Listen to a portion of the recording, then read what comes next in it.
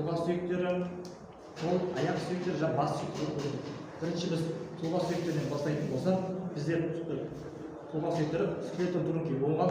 Біздер ең бірінші омыртқа жотасы, колонна вертебра деп жатады. Оған бізге 7 мойын омыртқасы, вертебра cervicalis, 12 кеуде омыртқасы, вертебра thoracica. Одан кейін біз 5 бел омыртқасы, вертебра lumbalis.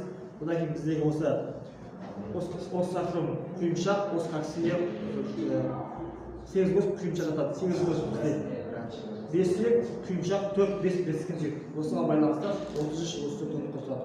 Одан кейін бізде пустоя 12 жұлдыздан тұрады, ал төс стернум. Жалпы бұл тұлға сүйектері. Екінші бізде қол сүйектері. Қол сүйектердің өзі бізде скелетон мембрей супериор деп аталады. Оның өзі орналасуына байланысты екі белдеудің сүйектері, және де қолдың екі қозғалатын бөлігінің сүйектері деп екіге бөлінеді. Бірінші екі белдеудің сүйектеріне келетін болсақ, біздегі жауырын, скапула, бұғанақ, карлиокула. Одан кейін қолдың екі қозғалатын бөлігінің сүйектері біздегі осы тоқпанжылық хумерус. Одан кейін біздегі осы сүйек жіліктер, біздегі шынтақ жілік болмаса бугулина, және де радиус қол басы сүйектерінің өзі үшке бөлінеді. Біздегі білезік сүйектер оссокарпий, 8 сүйек, оссометакарпий, болмаса оссодигиторум, саусақты үшінші сүйектер, болмаса фалангез деп аталады. Үшінші біздегі аяқ сүйектері. Скелетон мембрей инфериор деп аталады. Аяқ сүйектердің өзі екеуі қарасаңыз, жамбас белдеудің сүйектері және аяқтың екі қозғалатын бөлігінің сүйектері. Жамбас белдеудің сүйектеріне біздегі ос коксилия деп аталады.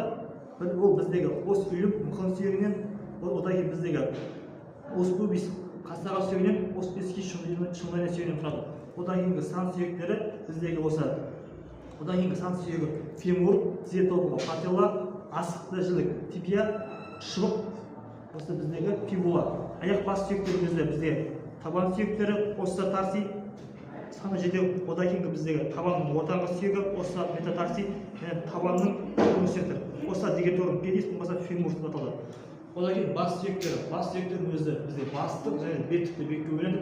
Бастың сүйектердің өзі 6 сүйектен тұрады. Бірінші біздегі осы шүйде сүйек, ос акипитая деп аталады. Одан кейін шүйде сүйектен кейін бізде маңдай сүйек, ос париеталия. Одан кейін бізде үшінші екі жағындағы осы самай сүйек, ос фронталия. Одан кейін біздегі самай сүйек, ос темпоралия, маңдай сүйек, ос фронталия бөлінеді. Одан кейінгі сына және торжа сүйектер ішінде орналасқан.